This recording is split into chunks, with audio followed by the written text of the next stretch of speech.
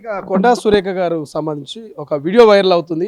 జై శ్రీరామ్ అంటే పైనుంచి డబ్బులు పడతాయి అనేటువంటి ఒక ఏదైతే ఆ వీడియో ఉందో దాన్ని చాలా ట్రోల్ చేస్తూ ఉన్నారు సోషల్ మీడియాలో. సో దీని మీద ఏం క్లారిటీ ఇస్తారు? అంటే బీజేపీ ఒక దగుల్బాజీ రాజకీయం ఎంత నీచంగా చేస్తుంది అని అంటే, ఇప్పుడు నా పేరు రామ్మోహన్ రెడ్డి శ్రీశైలం.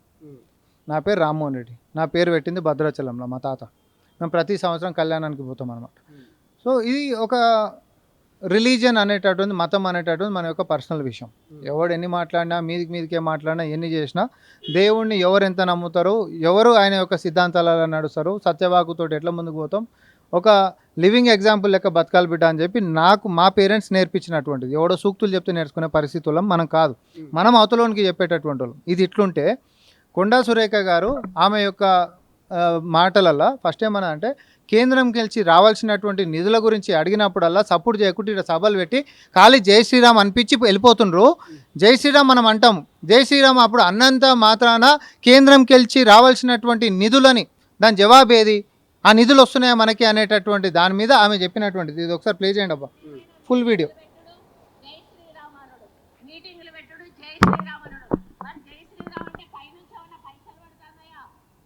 ఇది వాళ్ళు పోస్ట్ చేసిన వీడియో. బీజేపీ వాళ్ళు తీసుకొస్తారు, మోడీతో మీటింగ్ పెట్టిస్తారు, 4 హిందీలో మాటలు మాట్లాడిస్తారు, ఎల్లగొడతారు. మరి కేంద్రం నుంచి రావాల్సిన నిధులను రప్పించే ప్రయత్నం చేయరు. మరి మనకు అన్యాయం జరుగుతున్నా కూడా నోరు పూసుకొని కూర్చుంటారు. ఈరోజు గోదావరి పుష్కరాలు జరుగుతూ ఉన్నాయి. పక్క రాష్ట్రానికి కోట్ల రూపాయలు మరి నిధులు విడుదల చేశారు. మన తెలంగాణకు ఒక్క రూపాయి కూడా విడుదల చేయలేదు. ఈరోజు మన ముఖ్యమంత్రి గారు 4,200 కోట్లకు అప్రూవల్ ఇచ్చి 1,400 కోట్ల రూపాయలు ఈరోజు మనకు గోదావరి పుష్కరాలకు విడుదల చేయడమే కాకుండా ఈరోజు భద్రాచలం అయితేనేమి, వేములవాడ అయితేనేమి, బాసర అయితేనేమి 4 గుళ్లకు కూడా ఈరోజు కోట్ల రూపాయలు ఇచ్చి ఆయన అభివృద్ధి చేస్తా ఉన్నారు. ఇప్పుడు అర్థమైందా?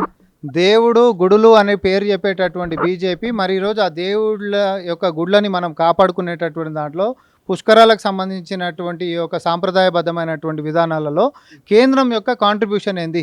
కేవలం వీడికి రావడము, 4 హిందీ మాటలు మాట్లాడడము, జై శ్రీరామ్ అనడము, తర్వాత వెళ్ళిపోవడమేనా?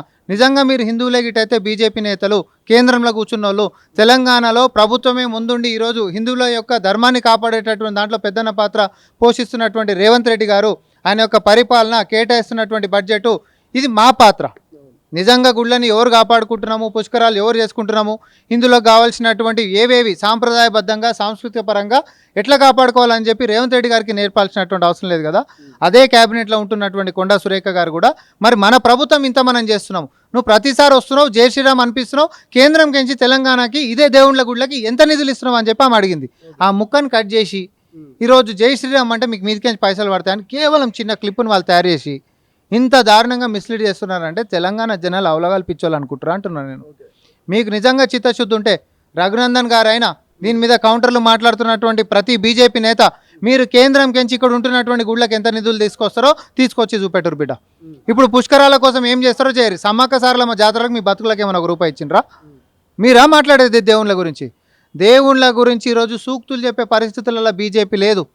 ఎందుకు అనంటే బీజేపీ పార్టీలో ఉంటున్నటువంటి వాళ్ళు కూడా డూప్లికేట్ హిందువులు. అది కూడా చెప్తా ఉన్నా, కాంగ్రెస్ పార్టీకి సంబంధించి నిజంగా బీజేపీలో ఉన్న ఎంపీలు అంతా డూప్లికేట్ వాళ్ళు అంటారా, డూప్లికేట్ హిందువులు అంటారా?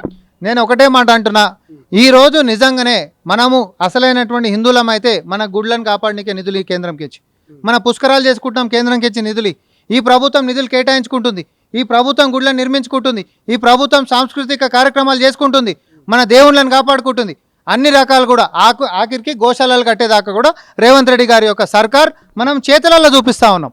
నువ్వు నోటికి పరిమితం అయిపోయి రూపాయి కూడా తెలంగాణలో దేవుళ్ళకి కానీ గుళ్ళకి కానీ ఇవ్వకుండా, పుష్కరాలకు కానీ ఇవ్వకుండా తమాషాలు చేసినావు అనుకో, నేను అంతకుమించి ఏమంటారో నువ్వు చెప్పుపోని.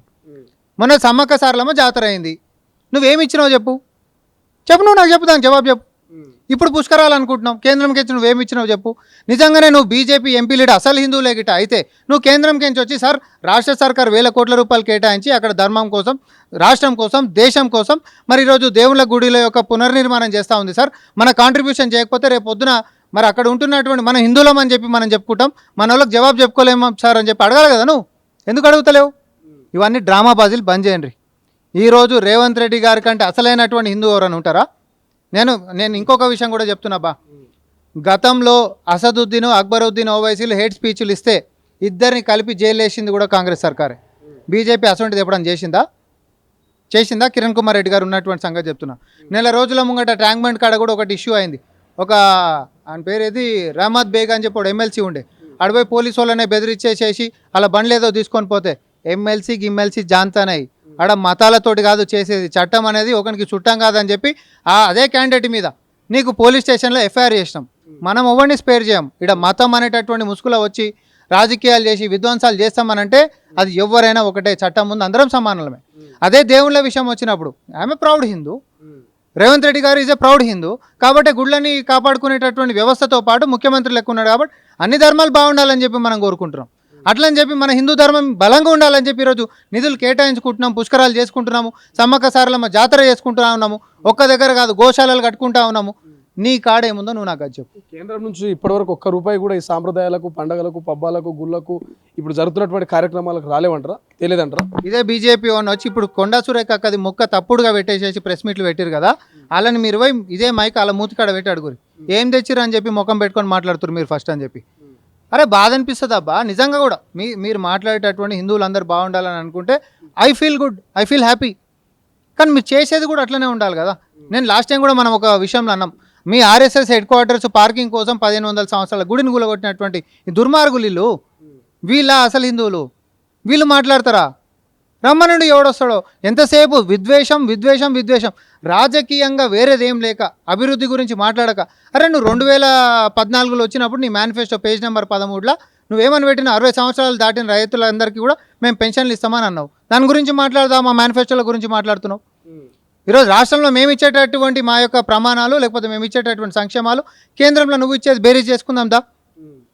కేంద్రంలో లేనటువంటి పంటలకు కూడా ఈరోజు మనం పరిమితి దాటి మరి మనం ఈరోజు గిట్టుబాటు ధరిస్తున్నాం. నువ్వు ఇచ్చినావా ఎప్పుడన్నా? నీ నుంచి తెలంగాణకు ఒరిగినటువంటిది ఏంది? ఇప్పుడు కూడా రావాలి. వెస్ట్ బెంగాల్లో గెలిచినాం కాబట్టి నెక్స్ట్ తెలంగాణలో మేము గెలుస్తాం. ఇది నార్త్ ఇండియా కాదు, ఇది సౌత్ ఇండియా, ఇది తెలంగాణ. ఇక్కడ ముఖ్యమంత్రి రేవంత్ రెడ్డి గారు ఉంటారు. ఈడ మీ హేట్రేడ్ రాజకీయాలు చేసుకుంటామనంటే తెలివి తక్కువ తెలంగాణ బిడ్డలో ఎవడు లేడు. ఈడ 3